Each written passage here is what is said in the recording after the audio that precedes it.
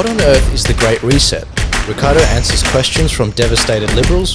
And what is the Australia One political party up to? This is The Arc with Riccardo Bosi. Riccardo, welcome back to the show. Thanks, mate. Good to be here. Now, you have dragged me kicking and screaming. 2020 is certainly going to be known as the year of conspiracy theories. The amount of conspiracy theories that have been right, whether it be the Uyghur camps where organ harvesting has been happening for halal organs, or some of the other theories that have been coming out, like perhaps some of the origins of the Wuhan virus. I've been absolutely it's unfathoming how much has become just laid bare, how many of these conspiracies have been shown to be true.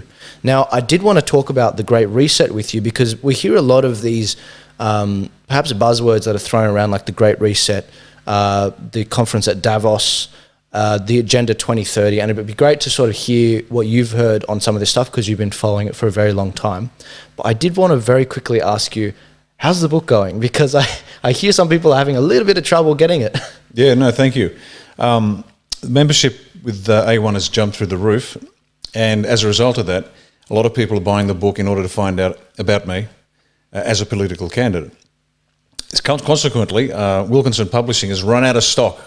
So they have the back orders. They rang up in a flurry last week and said we have to do a second print of the book. Yeah. So for those of you who have bought a book or you want a book, be patient. They're reprinting it. It'll be out, I'm hoping, in a couple of weeks, and then you can read for yourself. And quite honestly, if you want to know about me, what makes me tick, this is the best way to do it.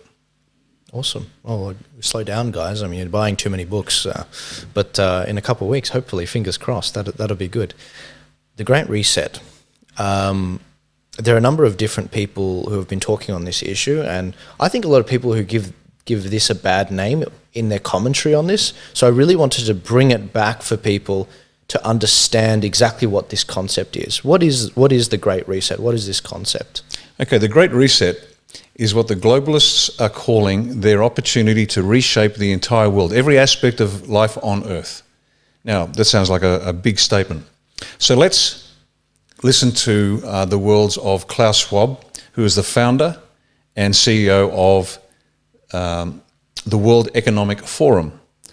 And the World Economic Forum is a foundation which hosts every year the annual meeting at Davos, a Swiss resort, of in excess of 3,000 business leaders, national leaders, cultural leaders, artists, singers. Bono's there, Bill Gates is there, and every year they hold this meeting.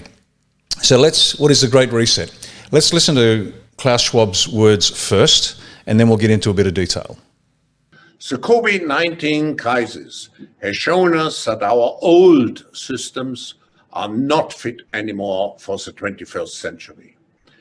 It has laid bare the fundamental lack of social cohesion, fairness, inclusion, and equality. Now is the historical moment, the time, not only to fight the virus, but to shape the system for the post-corona era. We have a choice to remain passive, which would lead to the amplification of many of the trends we see today: polarization, nationalism, racism, and ultimately increased social unrest and conflicts. But we have another choice. We can build a new social contract, particularly integrating the next generation. We can change our behavior to be in harmony with nature again. And we can make sure that the technologies of the fourth industrial revolution are best utilized to provide us with better lives. In short, we need a great reset. We have to mobilize all constituents of our global society to work together. We must not miss this unique window of opportunity. And there you have it. That's Klaus. Now let me be a bit rude. What is it about people who speak with this accent that they want more power? Now, before all you politically correct snowflakes wet your big boy pants about me being racist, I'm part Austrian, so I get a pass on that one. I can take the mickey out of these people. But it is interesting, isn't it? Let's have a look. The Great Reset. Now, after this show, what I'd like everyone to do is the first thing, and I know there's a million things to watch, is Google The Great Reset and watch the videos for yourself. Listen to them in their own words, and then tell me how uneasy you might be feeling at the end of that little experience, because you should be if you have half a wit. And if you want to know why Australia has been changing in the strangest ways, for no apparent reason, you can trace it back to the World Economic Forum and their plan for the globe. Okay, so everything I'm about to tell you is from their own websites. This is their words, not mine. And as I said, it's their plan for the future of the world. And the plan has been designed by a select few and then implemented predominantly by business leaders, some national leaders, and as we know, most national leaders are bought and paid for. They only get the job because they're willing to do the bidding of their masters, and guess what? We're not their masters. As well as corporations, governments, and other global entities like the World Health Organization, the IMF, the UN. They're the implementers of it. And their plan to control every aspect of life on Earth. And they are using the COVID experience as an opportunity, and these are their words, to do everything they've wanted to do for some time. Who's behind it? Okay. Of the 3,000 that turn up each year, 1,900 are business leaders. That makes sense. It's an economic forum. There should be business leaders there. So the chief executives of every major corporation on the planet is there, gracing the assembled masses with their wisdom. No problem so far. 340 public figures, 230 media reps, and 40 cultural leaders. These are the actual numbers from the 2,700 that attended Davos this year. No problem, except for one thing. The bankers that turn up, what interest do they have at heart? Jacko and Norell from Upper Kumbukta West? No. Bottom line, of course. No, they are, quite rightly, looking after the bottom line of their bank. You've got pharmaceutical companies. What interest do they have at heart? Pharmaceuticals. And yet we have this massive plan, frightening in its scope, to change life on Earth as we know it. Economic processes, health processes, redistribution of wealth, control of private property, a cashless digital currency, a global cashless digital currency, all to make life easier for us. But as I said, when you've got 1,900 business leaders talking, they're not looking after you and me. No. I'll give you an example. I think I mentioned it once before. Oreo cookies. They had a packet of their cookies out with pink on one side, blue on the other, and this is targeted at your kids, and it said, "What's your gender? What's your sex? You can pick it."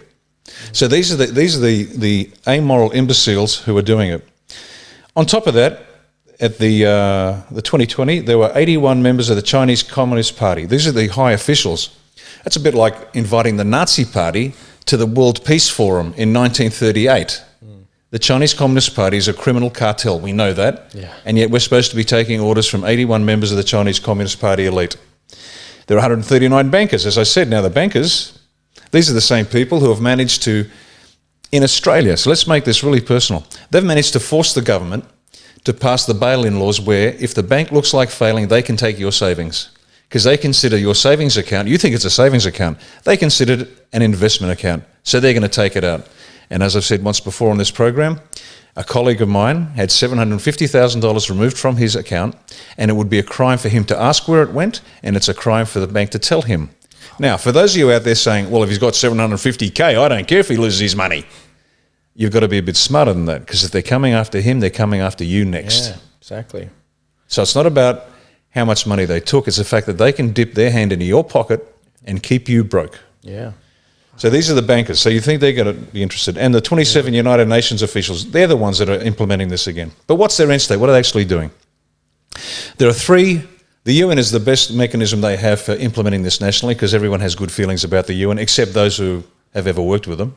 And those of us that have they're not an organisation you want to work with. But the three pillars are economy, ecology and equity. And that sounds great. A healthy economy for the planet, a strong ecology, looking after those animals, and equity. Everybody should be looked after. Sounds great. Small problem. Here's how it actually works. Let me give you an example. Ecology. Ecology is used to end control of private property. Now, you can own your property, but governments globally, and certainly here in Australia, let's make it local again, good old Gladys Berejiklian, good for nothing Gladys, the queen of full-term abortion in New South Wales, is apparently having a spat with John Barilaro, who's the leader of the Nationals here in New South Wales, Deputy Premier. And the spat is apparently about koalas, because she wants to introduce laws that raises the number of trees that must be protected, because it provides the necessary food for koalas, from something in their 20s to 139 species of trees that must be protected. Barilaro has said, well, my national people aren't keen on that, that's ridiculous, and so there's a fight over koalas, apparently. But it's not that at all. She's using the ecology to get control of your private property. You can still own it, you just can't use it. So if you've noticed over the years that you can do less and less and less with your private property under the guise of ecology. So that's, the nice word is used to make it attractive. The reality is very different. Next example. Equity. Equity. Everybody should be looked after economically. Everyone should have a basic wage, a basic standard of living, and nobody's against raising the poor. But their job isn't to raise the poor. Their job is to impoverish the middle class, not the elites. The middle class have to be destroyed, and that's what they're doing. So they are impoverishing, and they have impoverished us. Again, let's make it local. Australian manufacturing, Australian agriculture, everything is crashed and burned because we need to give opportunities to developing nations. And just a reminder, China is still a developing nation. Technically. So there you go. So that's how they use the equity argument. And finally, they use control of the economy to introduce bail-in laws and a digital cashless society, so they can just hit a button and you have no access to your funds. That's why they don't want you to have cash. Yep. They're trying to keep you away from gold, precious metals and cash, because they just want to push a button and prevent access to your money. So that's what they're doing. But please, I won't go into any more detail. The first thing you do after this program is get online and Google the Great Reset and listen to them in their own words. They do not have your best interest at heart. These are the global elites, and they want to run the planet for their best interest, and they want to strip you of your rights. Actually, I'm going to tag this video, which I've watched twice now because I found that unsettling. 25-minute video where they compile a bunch of these people speaking. So look, you guys check that out in a sec. And it is disconcerting, to say the least. Okay, so that's the Great Reset. Have a look at the videos. As Joel said, please have a look, watch them, pay attention, and listen to them in their own words, and understand that our governments are implementing their rules and have been for decades. So that's the Great Reset, and it's not good news. Not at all. It's very troubling. I mean, this poses the question, is everyone in our government basically against the people? Is everyone trying to, completely sap all sense of democracy from us? That leads on nicely to a call that I get quite frequently, and it's generally from devastated Liberals. And in fact, one woman rang up yesterday, and that's how she introduced herself. She said, "Hello, Riccardo, I'm a devastated Liberal." And I said, "Why is that?" And she said, "I've been doing some research." And this woman's in her 70s, and she was horrified about what she'd been seeing and reading. And this isn't some tinfoil hat-wearing loon. This is just a solid citizen who's lived a good, productive life and has discovered, to her dismay, that she's been betrayed in the worst possible way. And so we had a long chat, and she spoke a lot. And then she said, "But what about good people in the Liberal Party?" And I asked, "Like who?" And she said, "Well, Andrew Hastie and Amanda Stoker and James Patterson." And I replied quite simply, "I think they're fantastic. They're obviously profoundly intelligent. They have the capability. They're measured. They're just the sort of people you want in government. They have the intellectual capacity to understand large, complex problems and understand the best way to analyse that problem, define it, consider courses of action and select the best course of action. One small problem: they're silent. They have refused to mention the 28 VIP pedophiles that John Howard's government put a 90-year suppressor order on. And they have parliamentary privilege. And they won't say a word. So from my perspective, I'm sorry. But silence is consent. Now, I don't know what pressure they're under. They've been told, sit quietly, we'll fix the Liberal Party, and then we'll clean it up later. Well, they're nice young kids, those three, they really are. But I've been around the buoy a few times now, and that's the line they spin to everybody that ever puts their head up above the parapet. And then after 10, 15 years, you'll say what a major general once said to me. And I was disgusted with him because I knew this guy since he was a cadet. And he's one of those brilliant men that you knew was just going to make it to the top. He threw up his hands and said, eventually I just gave up. I couldn't win, and walked away. And that's what's going to happen to those three. They'll be chewed up and spat out by a machine that they do not understand, and they're believing the lies that the Liberal Party can be fixed. Well, I'm sorry, but those three are probably three decent cells in an otherwise cankerous carcass that has destroyed this country over decades. So I'm sorry, kids, but the Liberal Party's dead, the Labor Party's dead, and that's why A1's attracting Liberals and Labor Party, and they're sitting very comfortably side by side because all they want is a decent country. And there you go. So that's bad news for the Libs, but good news for Australians who need to wake up and realise you have to take control of your nation. Stop waiting for somebody else to do it. You've got to make a decision and then move forward. Well, what other questions do you usually get asked? I'm curious now. Okay, frequently asked questions. Let's have a look. Victoria Police. A lot of people are confused about VicPol and what's going on in Victoria, but on a sort of a tactical level. And we did some research, and the police genuinely believe, by and large, that they are doing the right thing. They genuinely believe they are protecting Australia from anarchy.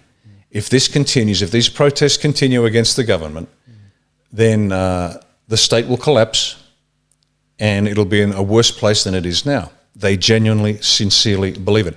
And that's the line, the predictive programming that the media has been putting out, that the right-wing conspiracy theorists, the right-wing movements are the threat. And yet this is the same media that said nothing about Islamists driving cars through pedestrians in Melbourne, and they called it mental illness.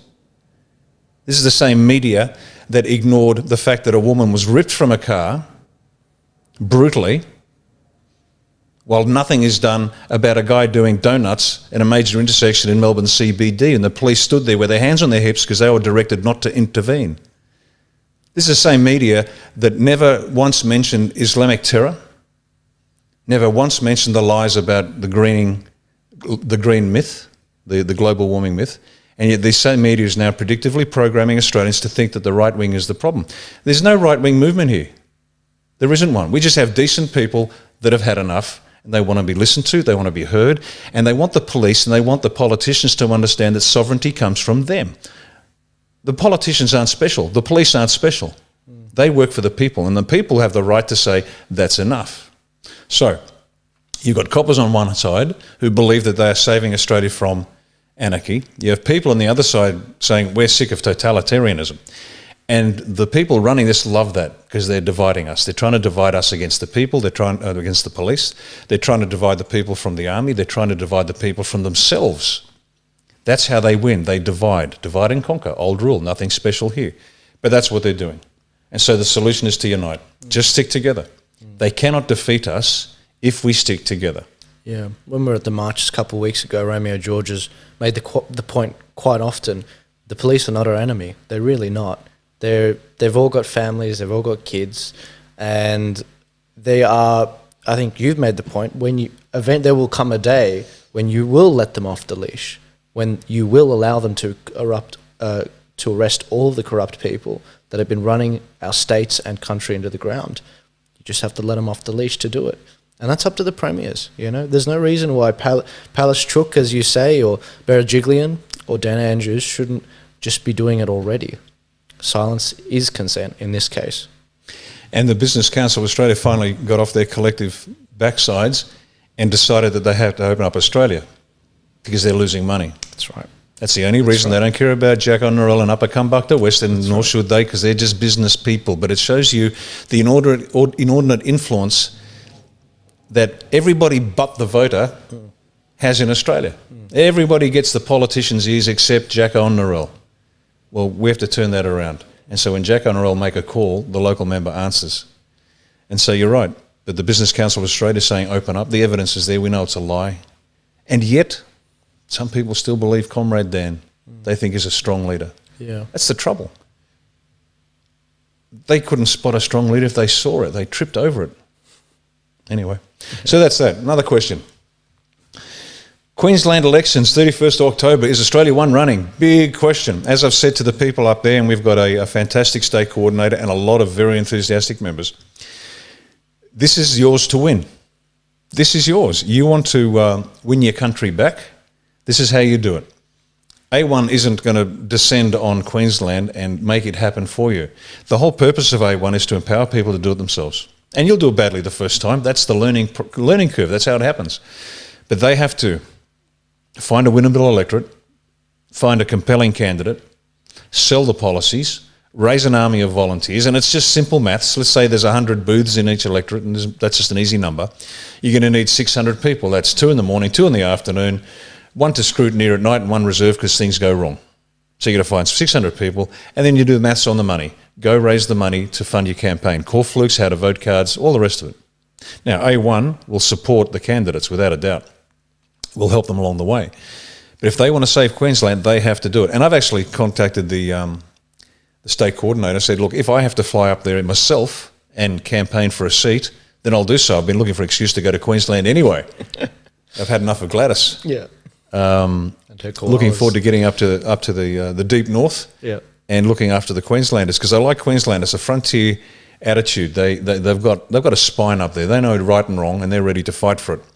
And so if I have to, I'll go to Queensland, I'll contest a seat, and if I win, I'll enter the Queensland Parliament. Because as I've said many times, this is not about political power, this is not about politics, this is about getting in and fixing the nation. Yeah. And however we do that, we do that. Yeah. So we're going to be very flexible about how we do this. But we will contest the election on the 31st of October, but the Queenslanders have to make it happen. Yeah. You've got to do it yourselves, folks. Exactly. We can't do it for you. You have to earn this. Exactly. And when you earn it, you'll make sure nobody takes it away from you. Exactly, and the point must be made. This is not A1 with Riccardo Bosi. You know, that's the name of this show. This is The Arc with Riccardo Bosi. Okay, there's a clear link.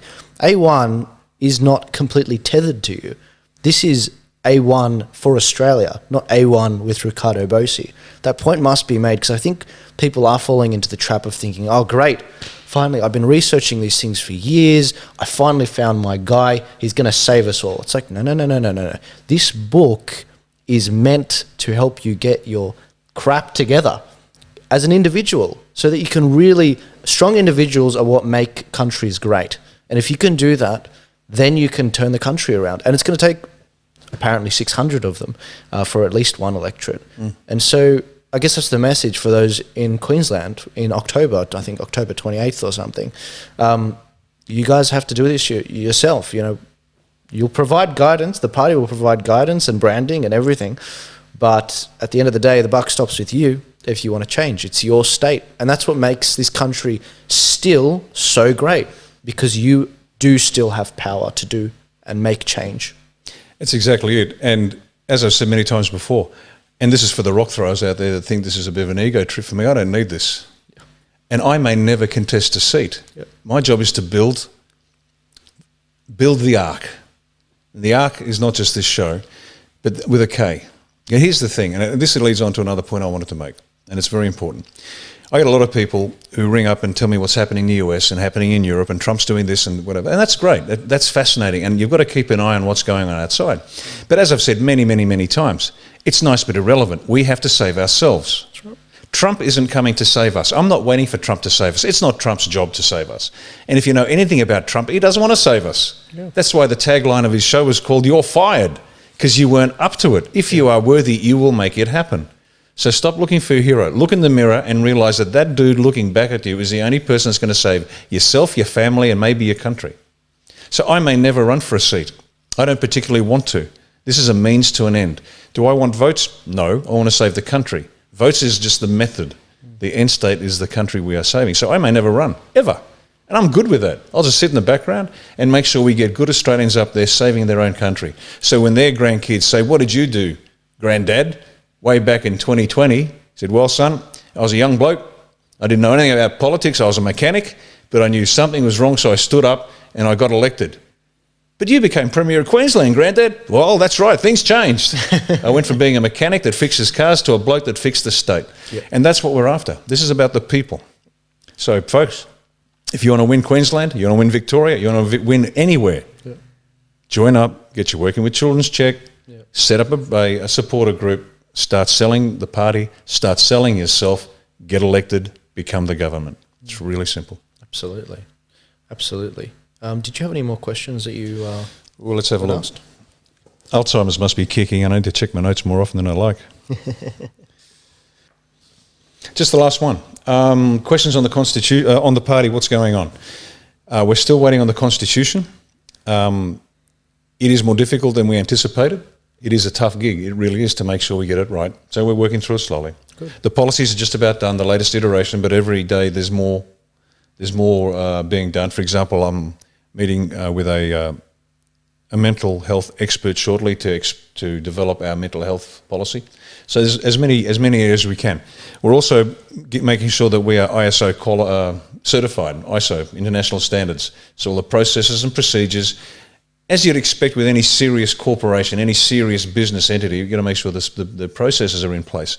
So we've got a top flight ISO specialist coming in to make sure that everything that we do is run as you'd expect a very slick and powerful organisation to run, unlike most of the parties, which are just the means by which they get people to vote somebody into power. So that's what's going on there. It will be moving forward. We thank everybody for their patience, but once again, you don't need the party to be registered to start. What you've got to do now is what you've got to do later, which is sign up, working with Children's Check, form a branch, raise the profile of the party, and build the army. Because regardless of what happens, so once again, just going back to that image of building the ark, just for a moment. Once again, I get a lot of people telling me that things are happening. And this is analogous to, let's go biblical here.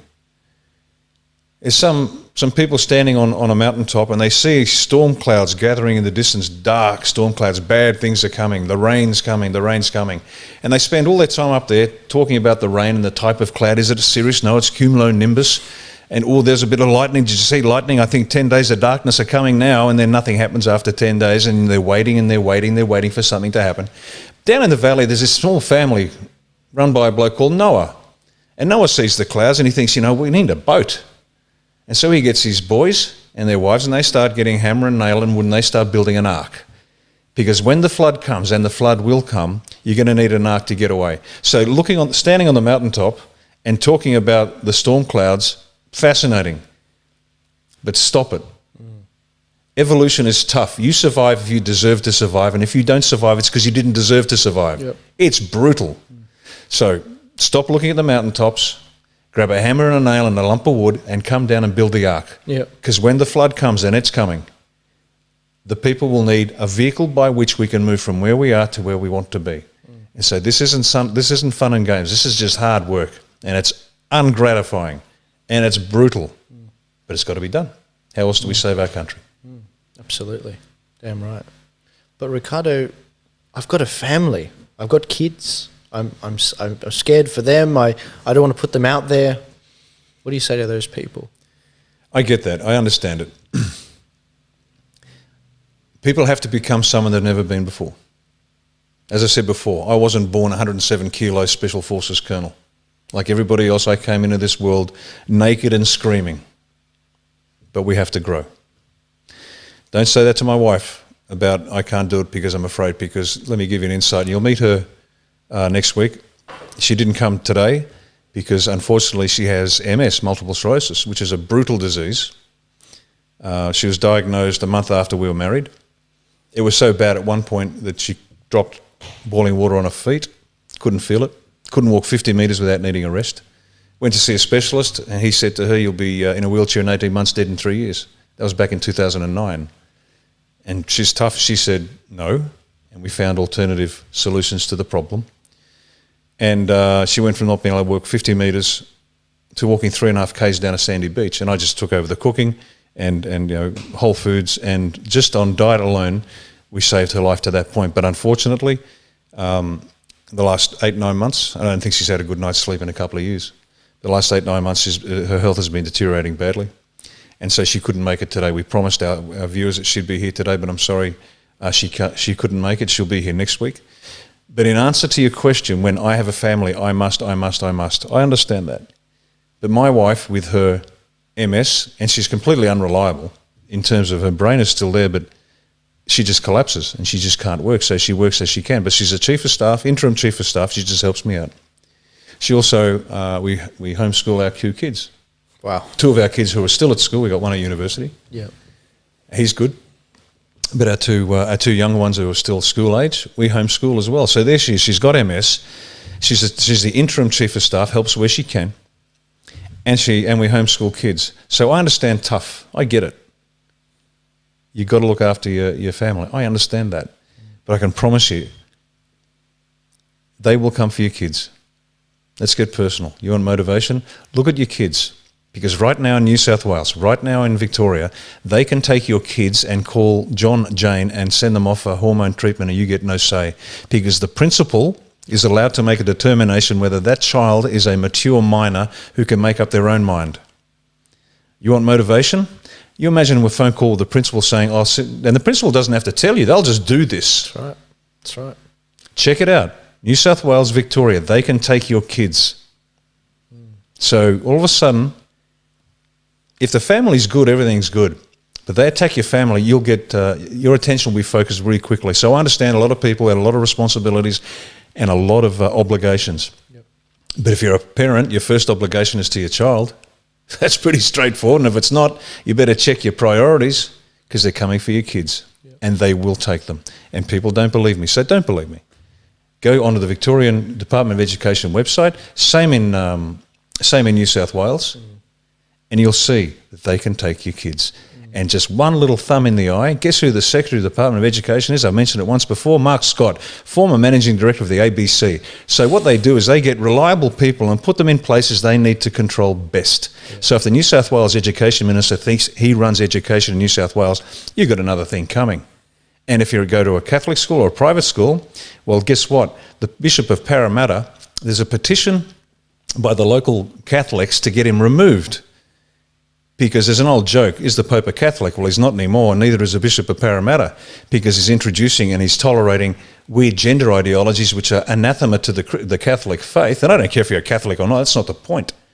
They are penetrating every aspect of your life and they are stealing your kids a day at a time. And unless you get off your collective backsides and realise that they are stealing your life, your freedom, and your future, you're lost. You will not survive. Yeah. Evolution is brutal. That's right. Folks, you got to do it. And I understand it. Not everybody is built for the fight. But as I said to this 73-year-old yesterday, look, love, you've had a great life. We don't expect you to fight, but if you can make the Lamingtons, that's good. She said, I can do that. I'll be there with tea and bickies. And I said, fantastic, because we need everybody to put in the way as best they can. And that's it. You just got to fight. If we don't fight, we will lose the country. Exactly. It's not a movie. I mean, this is not the good guys win every time. I think 2020 is very Game of Thrones-esque. Things have gone wrong. They will continue to go wrong. And that will happen because good people do nothing. Basically, it goes back to that old saying from Edmund Burke, I think. All that is necessary for evil to triumph is for good men to do nothing. And that's the reality. Good men and women, to be honest. Oh, that's it for now. I think if the viewers can Google The Great Reset immediately, watch that, and understand how all of this is being done. And it's due to be launched in January 2021, so you haven't got much time, kids. January next year, The Great Reset. This is their last throw of the dice. They know that they have to do this. And that's why they're attacking Trump so vigorously. Yeah. Because I said it before, I'll say it again, this is how simple it is. If Trump goes down, the US goes down. If the US goes down economically, it goes down militarily. If it goes down militarily, the globe is lost. The left, the globalists, all of them, they don't want to save America. They don't even want to control America. They want to destroy America. You've got to understand the enemy before you can fight them. That's why they're destroying Trump. And if people don't like Trump, I don't much care. He's been married 3 times. So what? So have I. Next question, moving right along. You want rounded vowels? You've had 40, 50 years of rounded vowels and polite people. Exactly. And guess what? Australia will not be saved by private clubs. It's going to be saved by Jacko Norrell in a ute with an oversized Australian flag saying, get stuffed. This is my country. And if people don't like it, well, I'm terribly sorry. But everyone gets a vote. That's right. I did want to quickly touch on one last point. I can't help but notice the media this last year or so, they've been in Australia, they've been warning about the rise of the atmosphere is there for a new radical right-winger, a real deplorable, to lead the masses of deplorables. What are your thoughts on this? Because I understand these politicians, know what's going on, but these journalists are watching what's going on around the world. What do you think that is? Oh, happy coincidence. I noticed the same. I was scanning the papers a couple of days back, and I noticed the same specialists being trotted out to explain that extreme right-wing radicals are a threat to Australia. It's complete nonsense, but they are preparing the ground for the people out there to identify and then lambast a particular individual, because I think you're right. They think that the ground is fertile, that some lunatic is going to take the stage, and they're preparing the people for that. But once again, they didn't say anything about radical Islamic terror. They didn't say anything about the carbon lies, but they are preparing people. So watch this space, guys. They will pick an individual. They did it with. They tried to do it with. What's his name? The guy that Egg Boy hit. What was his name? Wow. We've completely forgotten his name. See what they do? But you know, the guy that got hit in the head with the egg from Queensland. Fraser Anning, yeah. Pauline Hanson, Fraser Anning. Anybody that they think is the logical target, they'll hit them, and they're preparing for the next, because they think there's some radical right-wing movement. There's no radical right-wing movement. Australians aren't like that. Yeah. Australians are just decent. We're not the US. We're not Europe. Yeah. We are very different people. Yeah. As Churchill said, we are people separated by a common language. We might use the same words, but my goodness me, Australia is so very different. And you can tell Trump is dealing with the issues there in a very delicate way, because he's got a powder keg of a nation culturally. If you could roll out the full truth to the average Australian, and they'd sit back for a minute or two, tilt their head, process and say, yeah, rightio, let's go. And we'd get on and fix it. We don't need to be treated with kid gloves. We're tougher than that. Exactly. We're not so fragile. Yeah. They try to import nonsense from the US and Europe to Australia, and it just doesn't stick. Black Lives Matter. Oh, give me a break. Yeah. Please. Yeah. Jesus.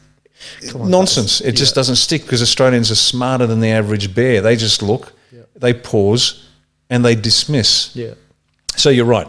They're trying to paint this picture that there's a radical right-wing extremist out there ready to take the charge, and the moment he or she sticks his head up above the parapet, they'll take it off. Exactly. It's just a lie. Yeah. I mean, we get called a right-wing party. Really? Have a look at our policies. Point out one extreme policy, just one. I'd happily debate them, but they can't. Yeah. Because it's a lie. They know it's a lie. The media knows it's a lie. Yeah. The politicians know it's a lie. They're terrified. We're being tracked by ASIO. I know that. Every phone call I make, every email I send is being tracked by ASIO. I get it. It's been utterly politicised. So we've got politicians, in my opinion, using the organs of state to destroy other political opponents rather than protect Australians. They will hang. Not a threat. This is just fact. They will hang. And we spoke about the Yamashita principle last week, and it won't just be the minister that did it. I'll go all the way down the line, and everybody that broke the law, if they said, well, I didn't know, that's no defence. It is no defence. The same standard that applies to Corporal Smith in Afghanistan, where he is required to disobey an unlawful command, will be applied in every public organ in the country. And so you watch everything slow down real fast, because people will be very, very careful. Because when you get a government that is not subject to the same laws it imposes on its people, then we get massive imbalance. So how about we start holding government to account with a duty of care? Simple things, and we'll start simple. Let me give you another example. Children who are wards of the state under state care, they are bundled into a unit, bunch of kids, no adult supervision, no 24/7 supervision, just older kids looking under younger kids, completely incapable. There are rapes, there are pregnancies, there are abortions, and every state government in this country knows about it, and they won't say a word. Gladys is protecting koalas while kids are being raped in state care. You watch this space. When the Minister for Child Services is held legally responsible for the well-being of every child in state care, you watch the system change fast. And so will the Secretary of the Department. You watch it change. And that's how we're going to do it. We're just going to hold people to account. Now, what's right-wing about that? Well, this is the thing. The point must be made with these journalists. You have to translate what they're saying. Because when they say right-wing, I'm like, oh, great, so you mean a conservative, right? Because that's the reality of it. Jacko and Narelle, I can't wait to meet these hypothetical people. They are seen as deplorables by these people that are so disconnected from what real Australians want. Jacko and Narelle say, I disagree with this koala law. It's gonna increase the amount of green tape on my land so that I can't do what I want on it. You are pressing me under the thumb of the state. But no, they say, no, you are a deplorable. You are not heeding our green warnings, and you are not following the climate debate. You are a climate change denier. You are a racist. You are a homophobe. And this is why I got so triggered when they started calling us conspiracists. I was like, what are you talking about? These are genuine people that have genuine concerns. The 1 million people that lost their jobs due to the coronavirus response. They're not, crooked. They're not. They just want to put food on the table. Is that a sin? It is to these people because they didn't lose their jobs. Tell me how many people in media lost their jobs. I bet there's a few, but not compared to construction. That's where I lost my job. Thanks, guys. Now, I think that the point must be made that there's a lot of good journalists out there. But even the journalists that don't point this stuff out, there will be a reckoning for you guys. In the age of technology, we're seeing transparency. We're seeing the ripping of this curtain where all the average people of these Anglosphere nations, England, the US, Australia, Canada, New Zealand, we're all seeing the grimy cogs of our constitution and how people are running the country. And this occurred to me last week. I'm curious your thoughts on this. You started to sound like Bernie Sanders last week, and I was trying to figure out why. Man, that's terrible. What did I say? Well, it wasn't the solution. See, Bernie does have part of the diagnosis right. It's that there is institutional problems with the way things are set up and the people in government, people that stay there for decades, like Nancy Pelosi or Joe Biden, who have been there for 40, 50 years in positions of power, yet nothing changes. Yet they're the biggest advocates for changing institutional racism, and they've been there for 40 years. So Bernie does have part of it right, even though he's been there his whole life. But the problem is the solutions he puts forward. And this goes back to the point I've made a number of times. There is a genuine populist push everywhere. This is why do you think they tried to get rid of Bernie Sanders 2 times in a row by an establishment candidate? Bernie, they got rid of him twice in an incredible fashion because they couldn't have 2 populists against each other. Because then I wanted this. I totally wanted this. I wanted a final showdown between socialism and capitalism. Let the people decide in 2020. And I told my friend Daniel Alejandro Rodriguez, I told him, I said, Daniel, they're going to shaft Bernie, right? They're going to do that. This is in January. He said, no, that's not right. Meanwhile, I had a bet. I had a bet that Bernie would win the presidency. I withdrew that bet with a sizable cash out amount just before they shafted him because I knew they were going to shaft him. And that's the reality, people. Gamble responsibly. That's the reality of this, that you can read them like a book. And I am very curious to see what happens.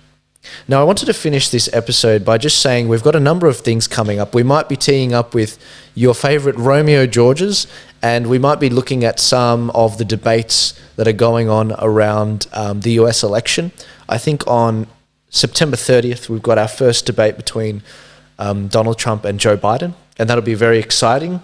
I think it's on a Wednesday, I think afternoon, or maybe 11 a.m., I think. And that'll be really interesting to see how that goes. But if you guys are on Twitter, make sure you follow Riccardo. Make sure you follow him on YouTube, Facebook. Share these videos. And if you can, please donate to this channel. It's the best way to sort of continue these conversations and really allow us to reach more people. This last month, we've reached about 90,000 people, and that's growing every day. And that is a real success from you guys from sharing all this stuff.